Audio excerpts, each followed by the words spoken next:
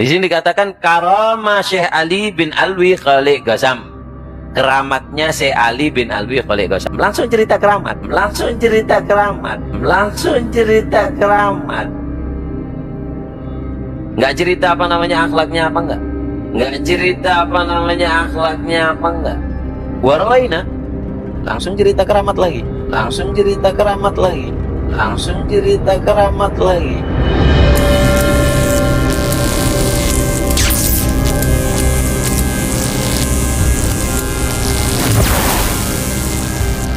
Terungkap fakta mengejutkan. Kenapa para habaib Ba'alwi selalu menceritakan keramat leluhurnya? Kita semua pasti sering mendengar para tokoh Habib Ba'alwi berbicara di atas podium menceritakan kisah-kisah menakjubkan tentang keramat leluhur mereka. Dengan penuh kebanggaan, mereka mengisahkan keajaiban keramat leluhurnya yang bahkan terkadang melebihi mukjizat para nabi dan rasul. Tapi, tahukah Anda, ternyata ada alasan mengejutkan di balik semua itu. Selain untuk menarik simpati dari para muhibin dan tujuan-tujuan lainnya, ternyata ada sebuah kitab dari kalangan mereka yang menjelaskan dan mengungkap alasan pembahasan keramat kurofat yang sering mereka gembar-gemborkan. Di sini dikatakan karama Syekh Ali bin Alwi Khaliq Ghazam. Keramatnya Syekh Ali bin Alwi Khaliq Ghazam. Langsung cerita keramat, langsung cerita keramat. Nggak cerita apa namanya akhlaknya apa enggak? Kenapa? Sama. Syekh Abdurrahman bin Muhammad Al-Khatib ketika ditanya kenapa kok ngarang kitab ini nggak cerita akhlak-akhlaknya, beliau menjawab, kalau aku cerita akhlak dan ilmunya semuanya sama. Kalau aku cerita akhlak dan ilmunya semuanya sama. Yang membedakan antara para wali yang ada di kota Tarim adalah keramatnya.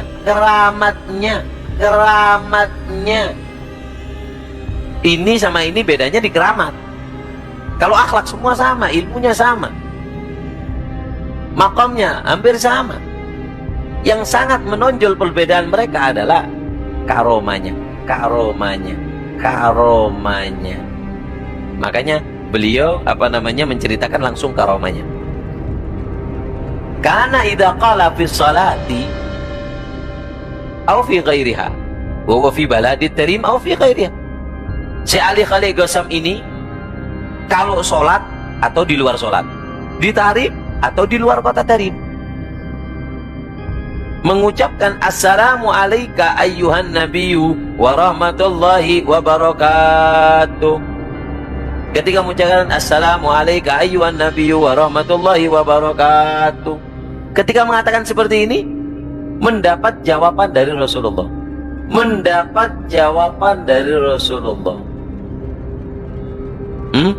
Hatta yasma' an-nabi sallallahu alaihi wasallam yaqul lahu alaik wa alaikassalam ya Syekh. Kalau nggak dengar dibaca lagi.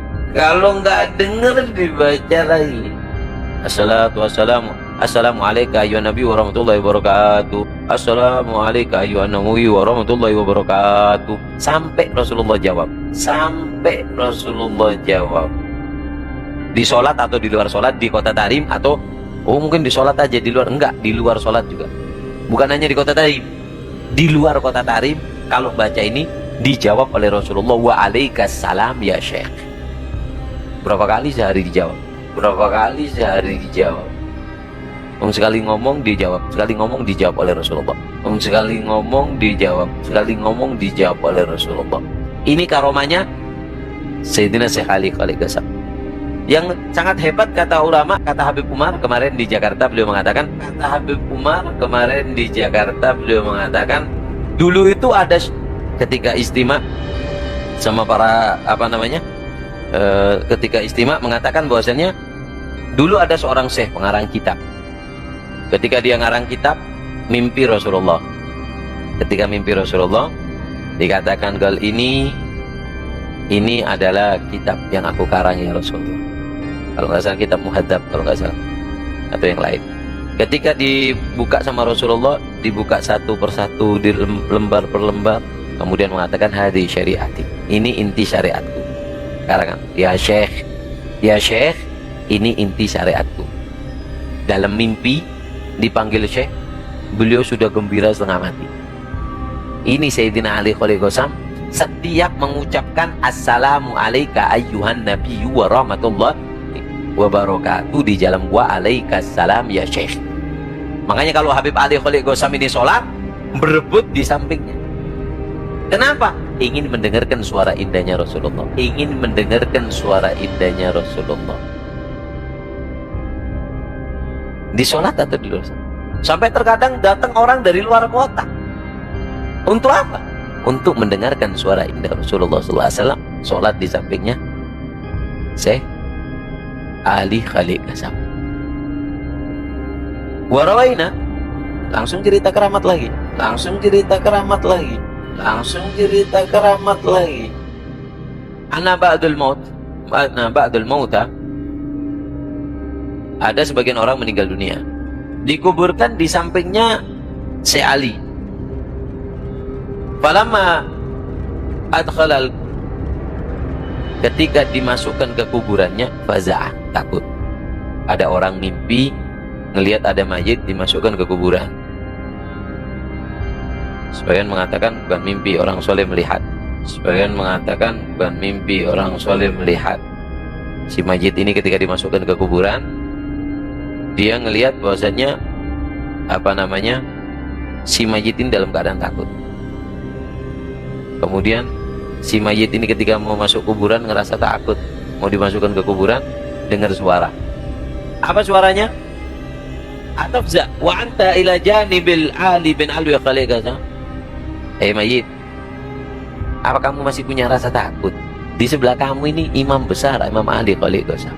Di sebelah kamu ini imam besar Imam Ali Khalil Qasam. Gak usah takut. Di sebelahnya orang soleh. Oh, ini jasadnya di sebelahnya kamu, jasadnya orang soleh, gak usah takut. Ada makam namanya makam kunziyah.